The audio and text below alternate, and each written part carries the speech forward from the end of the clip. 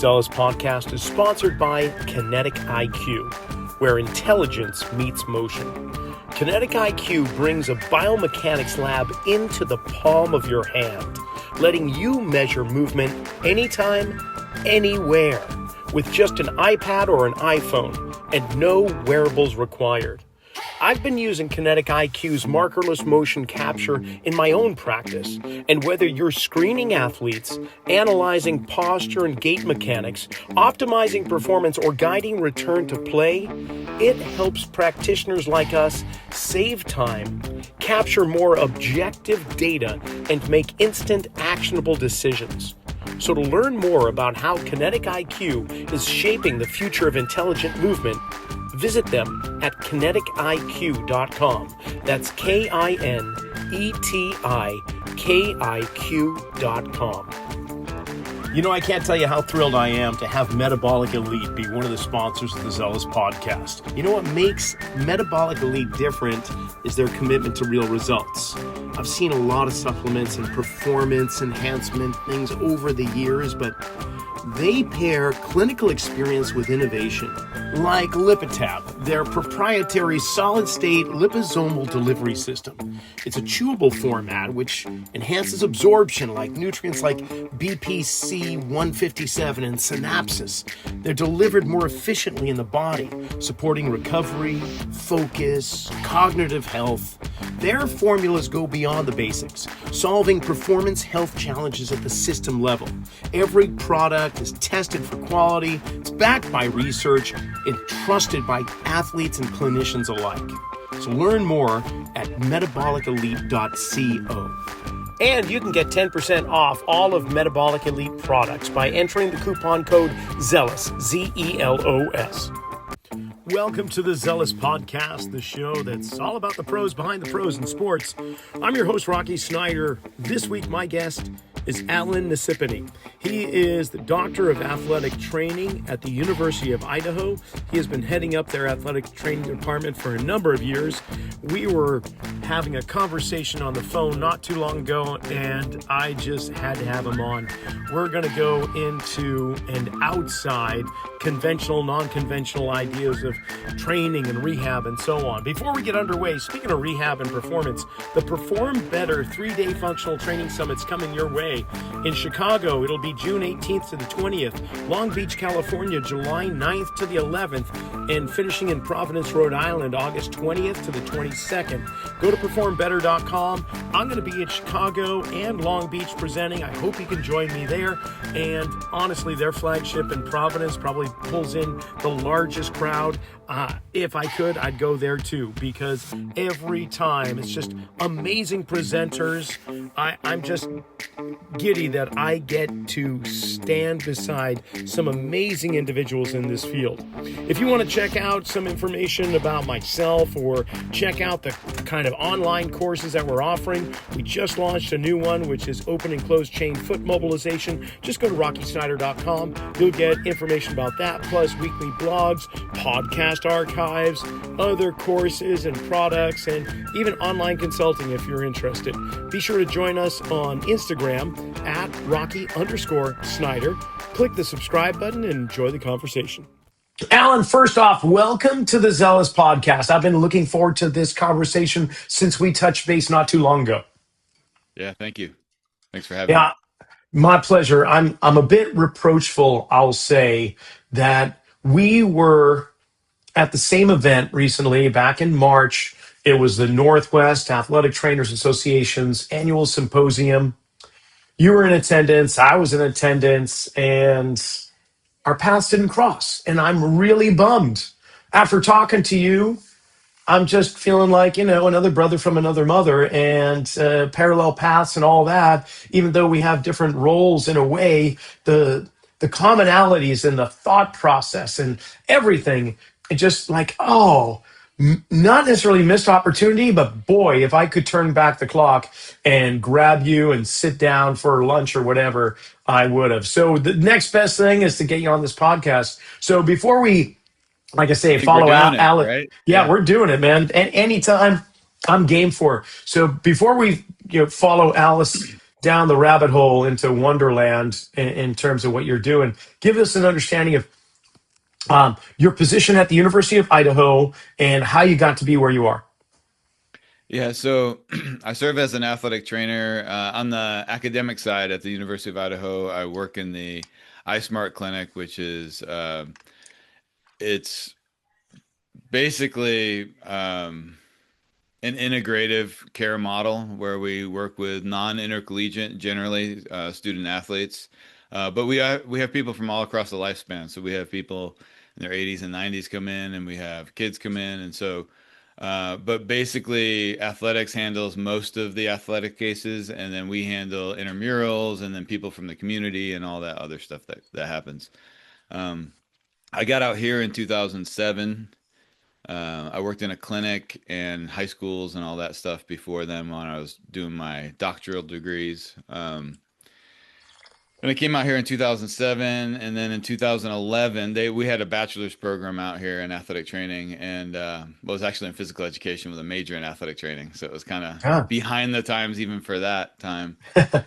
And so then we created the first doctorate in athletic training program in Idaho in 2011, and I really set out to create that program for clinicians who wanted to have something that they could get a terminal degree in. And so, we had academic degrees, and a lot of times you'd have an athletic trainer who was teaching in an athletic training program whose expertise was in biomechanics or exercise physiology or something that's tangential to athletic training. It's not outside of it, but it's not like in the wheelhouse.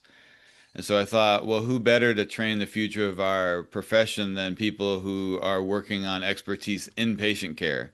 And so that's what I set out to do, along with my colleague, Jeff Sigmiller, who works at BYU. He's building a medical school now. Wow. And so, yeah, so we created that, and we created a master's program at the same time, professional masters, so entry to profession masters at the same time. And basically, in all that time, I was always kind of, as you know, and as you are, I was a boundary pusher. So everything that I could do to help somebody get better, I did, regardless of whether I liked it or not. And so I Give was me an always, example. I'm yeah. curious about that, whether you liked it or not. What was one thing that you didn't really care for, but you did anyway? Yeah, I would say, well, there's a lot of things that just didn't make sense. So people would say, well, in order to help this condition, and I was not helping this condition.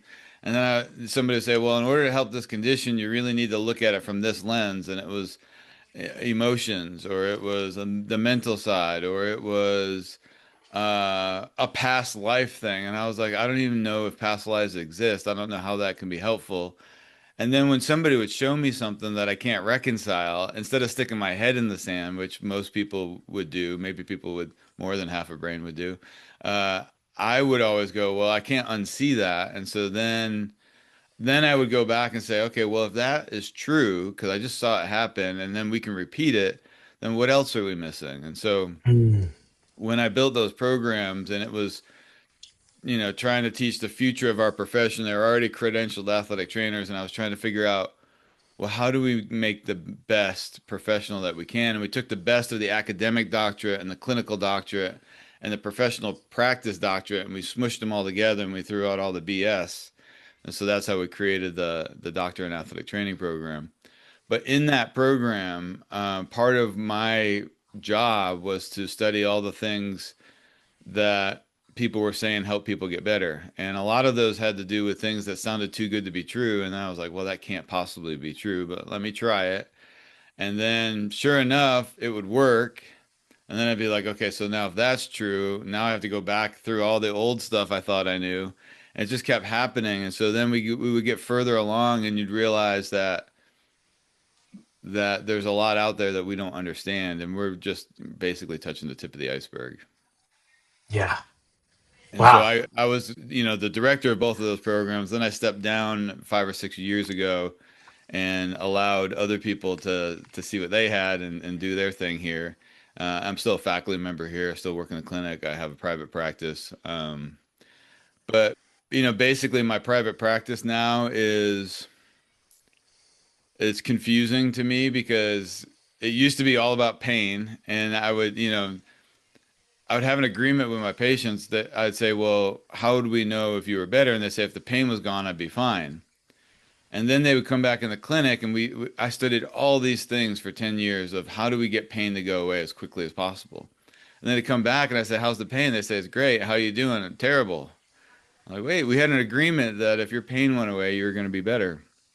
So anyway, I started trying to figure out, well, what are we missing? And a lot of that was I started asking people, well, were you happy before? And they're like, not particularly. So then I started thinking about healing. Like, what is healing? Like, setting back to some previously known good point, but maybe it wasn't even good before. And, Hmm. and so then we started thinking about, well, what about transcending things or transformational work? And so my practice now, in my private practice, I could be working with somebody that has pain or an injury. I do a lot of performance enhancement things with golfers and baseball players and you name it. And then I also work with people in business and people that want to have a better family life. So it's basically, to me, it's all the same. And especially on the energetic side of it all, where it's a little less physical, but obviously physical things are involved. But to me, pain is the same as treating somebody's emotion, is the same as treating, um, somebody's memory from a trauma. It's all basically the same to me, Yeah. I which is kind of that's interesting. It's not how it started, but that's where it is now. which is really quite refreshing for me because when somebody had mentioned that, oh, you've got to reach out to Alan, and because the stuff that you were sharing at the conference really resonates, reminds me a lot of the stuff that he's doing. And you guys, I think, would really hit it off. And the more you explain what you're doing, the more I wholeheartedly agree. I mean, my industry, I kind of, if I could have an analogy, it would be having a really big backyard with tall fences. And there's plenty of room, Yeah, plenty of space to explore that whole yard, and to the point where you could live there peacefully and for the most happy. And every now and then something flies over the fence and you just kind of forget about it. You're like, whatever, I'm just good where I am. But one day a fence post gets knocked down or a board gets loosened, and you get to look through that fence and you see that it's so much bigger, and you yeah, can access it. And that's what I'm seeing is like, okay, we've got biomechanics, we got physiology, we've got pain science to some degree when it comes to physical movement and athletic performance and so on. But now we're going into another field. We're going into emotional, mental, emotional, and we can even carry over into spiritual components. We hmm can just talk about the whole of somebody's life and not just one avenue. Do you know? yeah. Just so much more comprehensive. A good example of that is somebody that comes in with Achilles tendinopathy, right? It means it hurts and it doesn't work. A lot of times we'll say tendinalgia now because that literally means it hurts and it doesn't work. Means we don't know what's wrong with it, if anything's wrong with it. But what we find out is, I've learned this over, the 30 years that I've been doing this is the body speaks in metaphors. So instead of thinking the Achilles tendon, there's something wrong with the tendon inherently, I always think about, at the same time, I think about who or what is your Achilles tendon? Or where do we feel like it's David and Goliath, right? And it's like all these metaphors start going. And so I'll ask the patient or client, like, hey, does any of this ring a bell? And I start, because the body will speak in metaphors. Or another good one is like if you have pain in the neck, then I always think, who or what is the pain in your neck? Or Mm. you have numbness. Where are you numb, or where would you like to be numb about things, or where can't you feel as much as you'd like to be able to feel? Or if there's a lot of pressure inside your knee, like, okay, is there any other place in your life you're feeling pressure? And then, because without, the body can only do zeros and ones, and so it's trying to point you in the right direction, but it can only do certain things. And sometimes that comes first and then the injury comes second, or sometimes we get injured and then it's like everything floods into that. So then you have some sort of work thing, and then because you got a little weak spot here and it's a it's open and attractive, then your work issue gets trapped in your knee. And we Hmm. can try to fix your knee all we want with physical treatments, but it's not going to do it if it's an emotion that's in there, or if it's your relationship that's in there, or Yeah, if it's a metaphor. So I love it. I mean, this is something that has been on the outskirts and kind of for mainstream somewhat guffawed, like, and just kind of shaken off. But you got people like Louise Hay, who wrote a book decades ago about you can heal everything in your life. I think might have been the title or something close to that. yeah, We're something looking like at hip pain as potentially being something that is the apprehension or fear of moving forward in something. Low back is fear of something else, and like you say, neck pain could be something or someone that's actually giving you a hindrance, or it literally is somewhat of a pain in your neck. But I use these plantar pressure plates that show me how a person distributes their mass. And I that. also look at a person's structure and find out what their posture is doing.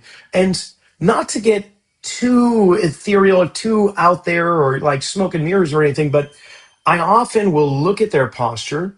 And I'll give thanks to actually Tom Myers, Anatomy Trains author, because Yeah, doing some body reading amazing with work. him several years ago, he was saying before you actually pick apart this person, see them as a whole, and what is their posture kind of resonating with you? Give an adjective to it. And I've done that as a regular practice, and body language is pretty spot on when Yeah. you understand it, right? So a person's posture is an embodiment of their emotional level and their emotional state, not just their pain factors or anything else. So I guess the long-winded thing is you can't separate these. And if the way of getting into someone's structure and movement potential is through the emotional state, or is through the physical state, or another avenue, the chemical like gut state, Yeah.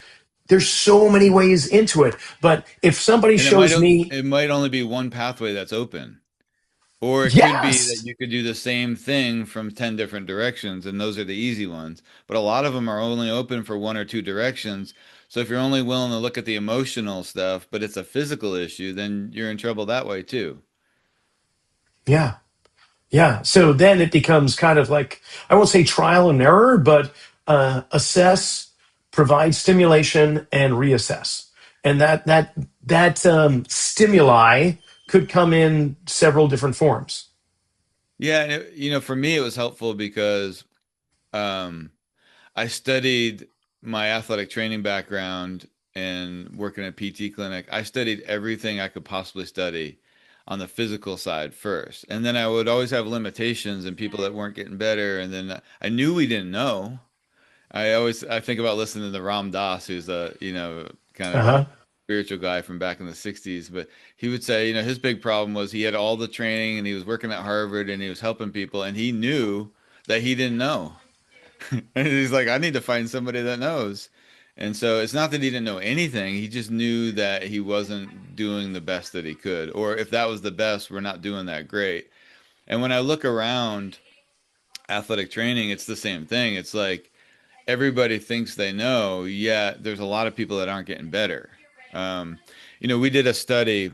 You said Tom Myers looking at the whole body. Another guy I look up to is Tom Delonzo Baker, and I took his courses 20 years ago, and it was amazing that he would basically say the body will tell you. You can just point where it looks interesting to you, and that's where they're holding tension. And that if you touch them there, they'll fold right around that point.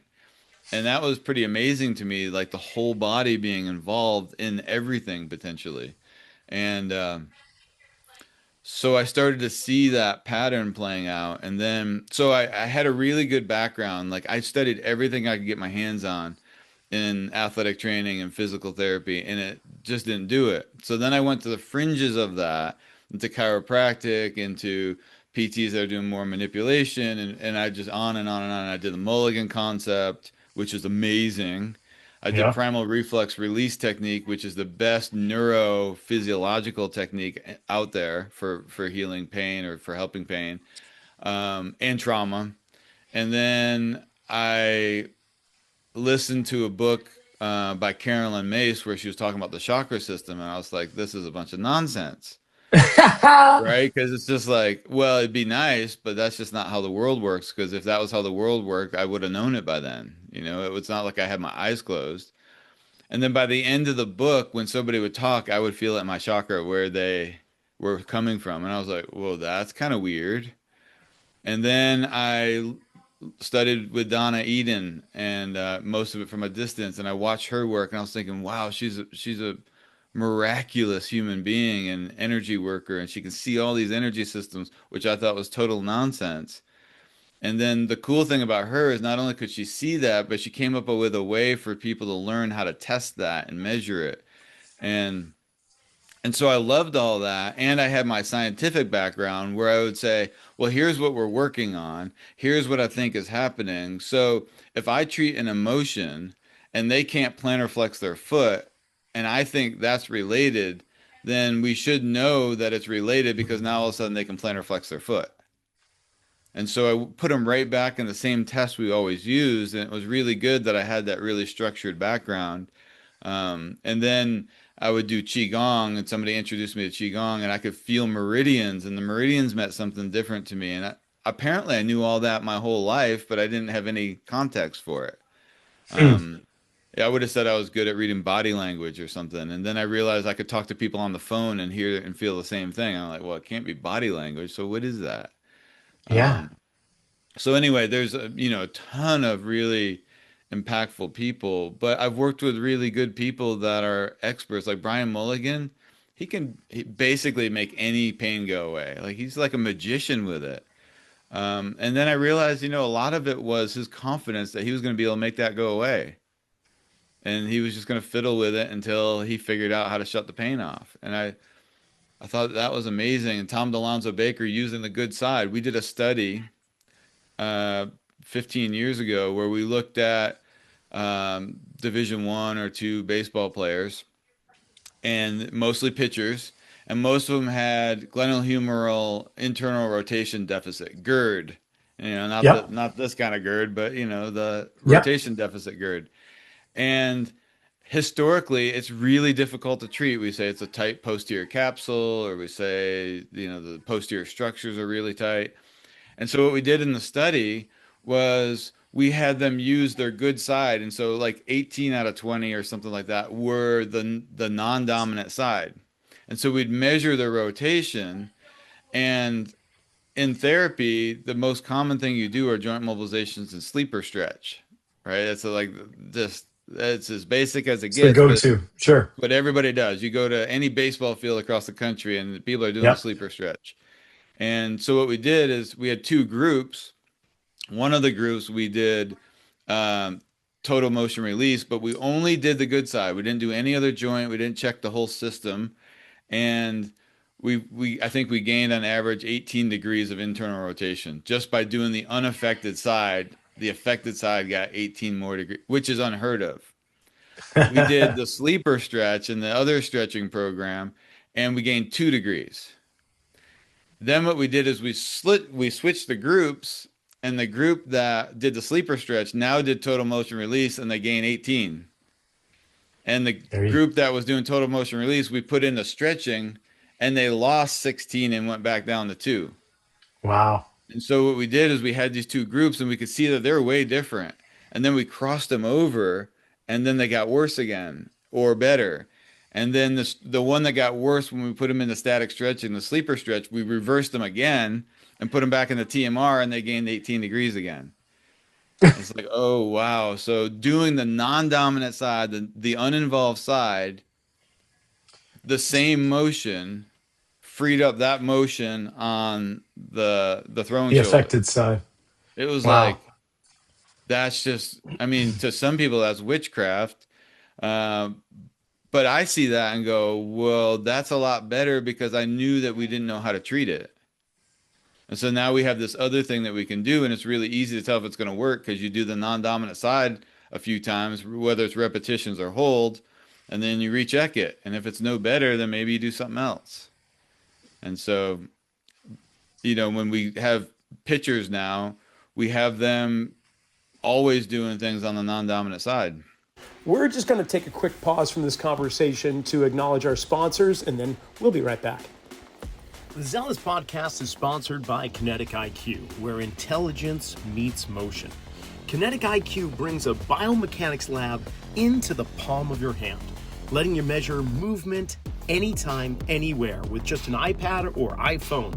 No wearables required.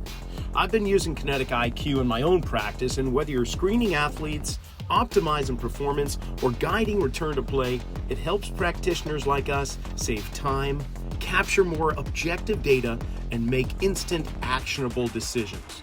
So to learn more about how Kinetic IQ is shaping the future of intelligent movement, visit kinetikiq.com. That's KINETIKIQ.com. At the forefront of metabolic elite is Jim Lavelle, internationally recognized clinical pharmacist, a chief science officer at Lifetime, and the co-chair for the American Academy of Anti-Aging Medicine. He's got over 4 decades of experience and has guided Olympic athletes, professional teams, and leading health institutions. You know what makes Metabolic Elite different is their commitment to real results. Like LipidTab, their proprietary solid-state liposomal delivery system. It's a chewable format which enhances absorption like nutrients like BPC 157 and synapses. They're delivered more efficiently in the body, supporting recovery, focus, cognitive health. Their formulas go beyond the basics, solving performance health challenges at the system level. Every product is tested for quality, it's backed by research, it's trusted by athletes and clinicians alike. And you can get 10% off all of Metabolic Elite products by entering the coupon code ZELOS, ZELOS. With concepts like PRRT and reflex-based therapies, what do you say to clinicians who are like skeptical or heavily rooted into purely mechanical approaches? Well, so like PRRT is pretty easy to justify. I mean, the thing that helped me is that on a purely scientific level and theoretical level, I had done all my training. And so I knew the science as well as they did. But I was also willing to explore other things. And so with PRRT, basically what we're trying to do is 85 to 95%. This is my language, but I learned a lot of this from PRRT. John Imes was the creator, amazing practitioner. I mean, you want to see somebody that can help somebody get rid of pain in an instant. John Imes is amazing. And basically 85 to 95% of all injuries are overreactions, not real injuries. So if you think of grade 1s, for sure, grade 0s, which means that there's something going on, but we can't even see even any sign of anything on an MRI. Grade 1s, we might be able to see the telltale signs of maybe a little inflammation, but there's no tearing. Grade 2, you start to get a little bit more tearing. But so grade 0 to early grade 2 is almost always an overreaction. Meaning And that when you say overreaction, yeah. Meaning that something happened and the body freaked out and it tried to protect and it basically went on lockdown. So it's a threat response. It's a strategy for self-preservation. Yeah. Because that's so really, that dictates almost all of our movement and, constant survival. Yeah. And so what happens is that we compensate automatically, but we don't uncompensate automatically most of the time. Ooh, say that again, because I think the listening audience has to hear that twice. Yeah, so we compensate automatically. Like you'll limp automatically with an ankle sprain, but you don't always walk normally after all the pain is gone and the motion's returned. Well said. And so it's a protective response, but the opposite of that doesn't exist. There's no unprotective response. And so what we realized with PRRT, primal reflex release technique, is that if you, my nephew's a baseball player, and he had something going on with his shoulder, and I felt his shoulder and his infraspinatus was just had a really tight band in it. And so what you do is you put them back into external rotation to shorten that infraspinatus. That puts it on relaxation. So we shorten it. And then you reflexively fire the internal rotators. And because of the wiring that occurs at the dorsal horn of the spinal cord, the internal rotators, when they fire, they're going to reciprocally inhibit the external rotators. So now we have position that is shortening that and relaxing that, which I would call positional release therapy. If we just hold that for 2 minutes, that spasm will go away most of the time just by doing that. And then if we put them in that position and then we fire reflexively with the eyes closed, the internal rotators, now all of a sudden, maybe in 1 second or 10 seconds, that spasm goes away. And the proof of that it's an overreaction is it doesn't come back most of the time. Now, if there's an injury there and it's protecting an injury, then over time it'll come back if it gets tweaked again. But most of the time what you see is there's an overreaction, there's not really any injury. And so when we take away the overreaction, the person feels totally fine. They could go out and pitch the next day if they wanted to. But if there's an Sure. instability in there, we still have to treat the instability. But we can also do that through proprioception. And so a lot of the things I do with the physical body is I teach the body how to propriocept before we give mobility back and before we ever work on strength. I think 90 it's plus important. percent of the time, sorry, 90 Yeah. plus percent of the time, a strength issue is because the joint is somewhat unstable or feels unstable. And so they can't leverage on it. And when we teach the joint to propriocept, maybe in 10 or 15 seconds, all of a sudden we retest all those muscles that tested weak and they're no longer weak. And they Yeah. were inhibited, they weren't weak. Arthrokinetic reflex. Yes. And so if we can Yeah. get that and we can regulate that because I've studied things like PRRT and PRRT and counter strain and there's a dozen different ways to reinstitute normal firing and clear out those pathways that have become distorted. I like to think of it as distortion, accidental Yeah. distortion, not the good kind Yeah. with rock guitar. But it really delves so much into neurology, the nervous system, the fundamental, like the prime objective being survival and to reduce threats any means possible, where and that's going to pull us into positions that are going to actually create more threats potentially down the road, creating compromised or compensated patterns and so on. So here's the gist though, Alan. Is like it's for those that are getting into it, historically, it's been a symptom based strategy Yeah. where we're going to look at the site of discomfort, but without understanding the unconscious strategy that the nervous system's actually established, all you're going to be doing is kicking the can down the road. So hunting down the root causes, like the original insult potentially, or the the layers on that have built up in terms of negotiated movements. Yeah. Am I I always making say that. sense to you? Yeah. We spend, in Western medicine, we spend nearly 100% of our time studying the straw that broke the camel's back as if it Yes. were more important than any other straw. And we don't even look at the camel. Like, what about the poor No. camel who also has experiences? And so it's like, everything's reactive. You think of drugs, 99 point something percent of all drugs are to cover up signs and symptoms, not to Yes. heal. And so it's that's not bad. Like if I have extreme pain and I don't know what to do with it, then yeah, that's great. Heck Or yeah. if I have an inflammatory process, getting steroids is a great idea, but also fixing whatever I'm inflamed about in my life could be useful because In it's your usually not, life. yeah, it's not isolated Underline. usually. Yeah. Yes. And so Wow. I remember talking or taking a course with Gray Cook, and he was the first one that I heard say, well, the thing that bothers them is usually the last thing to be working well and isn't their issue. And I was like, and now at that point, I'd been practicing for 15 years, and I was like, the Rolodex of all the people that I've seen started spinning in my head. I started thinking like, oh man, I bet you that's true. And then when we start looking at it from that lens, we'd say, okay, well, we know your knee hurts, but the idea is your knee is probably the thing that's working good.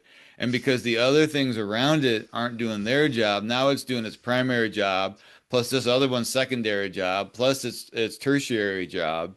And if we can rate, a good example of that is somebody that has back pain. Usually they've lost hip range of motion. There's a nice correlation with loss of hip range of motion Yeah. preceding back pain. Yeah. Well, if you treat back pain and you see, oh, they're getting mobility in a stable joint, well, that's never going to work. None of your strategies. And then when you muscle test somebody, every person that comes in has a weak back, but it's weak because it's being overused.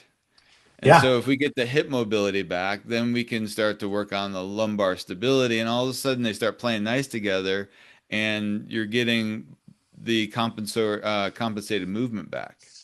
Yeah, I'll often say that when people come in with knee symptoms, I'll say that's your solution. That's the way that your nervous system, your brain figured out your knee needed to do more, like what you're saying. But the solution eventually became problematic. It Yeah, just exactly. couldn't handle it anymore. So, and the other analogy, like you were It's saying kind of, about no one's paying attention sorry, to the camel. Yeah, go sorry, ahead. the knee acting up and that being your solution is like needing motivation and punching yourself in the face. Like it's a good short-term strategy, but long-term it's a terrible one. So Exactly. you have to figure out how to do it differently. Yeah. Yeah, so you don't look for you don't spend all your time on the victim of the crime. You look for the culprit. That's Yeah. basically it. So okay, so Hmm. um, you've been obviously instrumental in developing advanced education in athletic training at the university, but where do you think the profession still falls short in preparing clinicians for real world patient care? I mean, we've been talking about it Yeah. here, but like specifically when we're thinking Basically about, everywhere. Yeah, really. okay, don't Like, hold back. yeah, I mean, and I'm proud to be an athletic trainer. I'm not always proud of where we go as our profession, how long it takes to get there. I taught Mm, a student years ago, and I was teaching him the mulligan concept. And he's like, well, if this was a thing, we would have known about this. I was like, yeah, that's what ouch. I said. And so he went back and he started looking. He's like, well, this has been in the literature for the last 15 years, and it's been a thing since 1980. I'm like, I know. And I can remember being in the clinic, working at a PT clinic, and it got poo-pooed by two-thirds of the people in there without ever trying it. And I thought, oh, isn't that weird? And then I respected them. And so then I didn't Mm, use it as good as I could have. And I thought, sure. later, I thought, man, this has been sitting there like a golden treatment in my pocket, and I just never used it because it got poo-pooed for no reason. And so I see that a lot of times in athletic training, and you have to realize that people that are wired like us in Chinese medicine, we have a lot of wood energy, which means that we'd rather run through a wall than go through a door, like lazy people use doors. Um, and so we can keep pushing long after people fatigue. And so not everybody, like when faced with something, like I can tell you 10 points, at least 10 points in my career where I got a new piece of information. I couldn't reconcile it. I knew for a fact that happened. And then I thought, well, if that's true, now I have to go back and look at all those other things that I was basing all these other assumptions on. Yeah, And the I reality hear is that. most people are not willing or able to do that because they have jobs, they have a life, they're feeling overworked, they're near burnout. They just can't handle reformatting their practice. And so Mm, so most people just are not willing to go outside of their little box because their head will explode. And for a wood energy, our head explodes. We're like, wow, that was pretty cool. I wonder what's going to happen next time. It's like that kind of thing. So I think certain people are more wired to push the envelope and explore uncharted. The archetype is the pioneer or the warrior. And so, like when we created the DAT, it's like, well, you're going to get a lot of arrows going up the hill. And I'm like, yeah, I love arrows. It's like that kind of thing. Right on. Well, you've worked to bridge like the evidence-based practice with real clinical outcomes, but how do you balance the research and for lack of I'm going to use the word intuition, but I really don't Mhm. really, I don't, That's I don't fine. like intuition, but we're going to use it anyway, just because we understand it. But how do you balance research, intuition, and patient response in your decision-making process? Yeah. I mean, research in essence is not super helpful early on. And like, I'll give you an example. We have Yeah, more evidence of the survival of consciousness after death than we have for basically anything in athletic training being helpful. And it's because it's new, and you got people like Gary Schwartz, and every major research institution across the country has some sort of study on this thing, and they have major labs, and they've studied psychic mediums. They've done all sorts of stuff, and it's like, whoa, wait a second, they're a thing. Like the research is so good and rigorous that there's no doubt that these things are things. Where in athletic training, most of the research hasn't really progressed, and so we haven't really gotten as far as PT is the same way. Um, PT is a little different. They're always like, well, show me the evidence and I'll do it. But the problem is, Sackett, the guy who came up with the term evidence-based practice, if you read his original article, he said his biggest fear was going to be that people started relying too much on the evidence that existed and not enough on what they were creating. And excellent. and so he would call that the fear of evidence-only practice. But really, evidence comes from intuition, it comes from your clinical experience, it comes from your clinical judgment, and then it also comes from the best of the evidence. And that's evidence-informed practice, as I like to see it. Um, but it's so how I balance that and how I teach my students to balance that is you're going to get to a certain point in an evaluation where you have all of your problem list and you're like, that's all I can find. I know that they have limited range of motion here. This muscle test doesn't work. They have pain going up the stairs, blah, blah, blah. And now it's like, okay, I have 57 treatment options I can do. And 30 of them to me are kind of similar. So now I'm guessing which one is going to be the best. That's a great time to use your intuition because you're guessing anyway. And Yeah. so then I would say, okay, let's say I'm going to do PRRT or positional release therapy. And I'm like, okay, well, I don't know. Let me just think about doing PRRT. It feels pretty nice to think about. Think about PRT. That doesn't feel quite as good.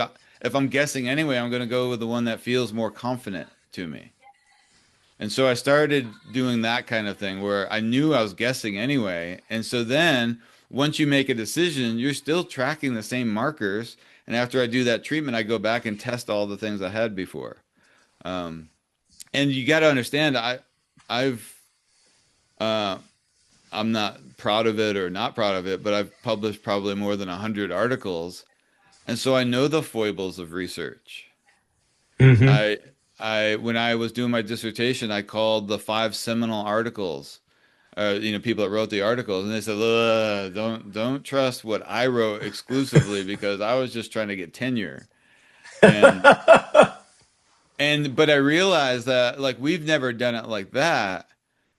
But for every variable you're measuring, there's hundreds of variables that you either can't measure or you don't know how to measure. Mm, And so then yeah. that's why if you look at eggs, are they good for you or are they bad for you? Well, you got 500 of each article and then every day it's changing. And it's because you're And only studying one or two things at a time. there's also that element that you don't know what to measure either. You're not aware of Yeah. other things in the overall big picture that are just not in your conscious. So the word intuition, the reason why I trip up on it is because uh, really I go along with like Malcolm Gladwell and Blink and how it is an accumulation of everything we have experienced and we take into our unconscious, and that unconscious has a hard time communicating with the conscious mind. So instead, it gives us this feeling, this kind of sensation, and we just call it intuition, when in fact, it's actually information that is just having a hard time getting up to the frontal lobe. So, Yeah, and it's interesting because yeah, even I would say that well, that's even limited too if I catch your drift right, because we're essentially radio antennas. And so the random thoughts and feelings that you have in the course of a day might be yours, but there's a pretty good chance that they're Bob sitting next to you or your family members, and you're picking it up on the radio waves. mhm. So there's a guy, his name's Rupert Sheldrake. He's a physicist of some kind or other, but he basically talked about the morphogenetic field of thought, and that around every thought there exists this field of energy that attracts that thought. And the bigger the field and the more connection you have to that field, the more likely it is going to be to affect you. Well, now we're not talking about X's and O's so much, right? And it's like, wait a second. And so a good example of that is breast Tuning cancer. fork. Oh, okay. Yeah. Yeah, breast cancer, right? That it has a huge morphogenetic field of thought and it's almost exclusively negative. And so you start wearing a pink ribbon and you're like, whoa, but it has a negative field. And if I have a connection with that, there's a pretty good chance when I wear that ribbon, it's going to remind me of something negative, and that's what's feeding into my system. Ah, Versus something like love might be 50-50. Some people love the idea of love and some people it turns them off, or God, right? Um, and so there exists a field of thought around things. So sometimes you're getting information, but it's actually coming from somebody else's thought. And once you realize that, then the random things in your life are just things you don't have context for. huh. And so that really tripped me up. And the way I learned that one, because I was having a hard time with that, and I had a patient who knew everything. Like her eyes would be closed, and I'd have my hands above her, and she'd say, "Okay, well, the reason you're doing that is because you're connecting my right brain and my left brain." Or she'd be laying on the table, and she'd go, "Well, the reason you're thinking about dogs is because of this." And I'm like, "How'd you know I was thinking about dogs?" And how did I know that you were thinking about something? And then I picked it up and I just thought it was random. And so it was really interesting. Like that just knocked down a lot of walls because I couldn't unhear that. Like Yes. like she knew what I was thinking, but the funny thing is I knew what she was thinking, but I just dismissed it as random because it's just like when we do EMG, we get all these signals and all these other signals we don't want, we call them noise and we filter them out. Well, the brain does the same thing. That the human brain left brain can pay attention to 4 to 6 things a second. The right brain can pay attention to billions of things a second. And so when we put somebody under hypnosis, we might ask them, "Well, what do you remember?" And they're like, "Well, I remember these things happening." And it was maybe a handful. Then we put them under hypnosis and we say, "Okay, so what do you remember?" And they spend the next 4 hours detailing everything that they were aware of at the time that consciously they had no place for because they filtered it out as noise and it never hit their conscious mind. Because if everything that came into your awareness got processed by your conscious mind, we'd be visiting you a couple times a week in a very special place. So it's really hard for the human brain to reconcile all that, or reconcile that the wall's not really a wall, it's just a bunch of photons behaving like a wall. And if you knew that for a fact, and when you saw a wall, you saw it vibrating and you knew you could put your hand through it at some level, it's hard to figure out when to get coffee with somebody. Like it's like your whole world starts to fall apart because none of the rules apply. So, I honestly knew we would go here. We would reach the depths of Wonderland in the rabbit yeah, hole. Thank you, Alice. Oh my gosh, this is yeah. wonderful. Uh, But the interesting thing is, so that's far out. But what all that did was it stretched me out enough that now the things that years ago were out there for me, I'm really comfortable with because it's just quantum physics or it's just, Chinese medicine. They've known that for 4,000 years. And so it didn't really like that doesn't bother me so much anymore. Yeah. But it even bothered Einstein. Like he's like, you're telling me if I'm not looking at the moon, it doesn't exist. Like that bothers me. But the idea is, well, what if other people are looking at it? Right? So then you don't Yeah. have to be looking at it at all times. Somebody has to be looking at it. I don't know if that's true, but that makes sense to me that there's a lot of co-participation going on in life when we think we're all just living it individually. It's way bigger than that. Certainly. Yeah. And sometimes we just chalk it up to coincidence, but we just haven't been able to measure it. And Yeah, and you once don't we have the can measure context it, either. right. Yeah. Okay. Yeah. Whew. That was so deep. Oh my gosh. But I loved it and I knew we were going to get there. So, how about this? We're kind of going up against the clock now. I've Yeah. got some rapid fire questions. They're not as deep, but they're kind of fun nonetheless. Are you up for them? Okay. Yep. Okay. Structure or the nervous system? What drives outcomes more? Nervous system. Assessment or treatment? Which matters more? Treatment as assessment. Oh, nice. Hands on or hands off care? Depends on the person. One clinical mistake you see all the time. Not listening. The most underrated tool in rehab. The nervous system. All right. How about speed of results or long term change? Both.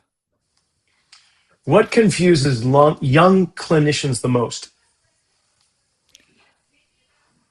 That the obvious thing isn't always the issue. So somebody Hmm, points to the knee, it's not really a knee sometimes. It's like that's very sure. confusing for people. Yeah. Okay. One habit that makes a great clinician. Curiosity combined with reflection.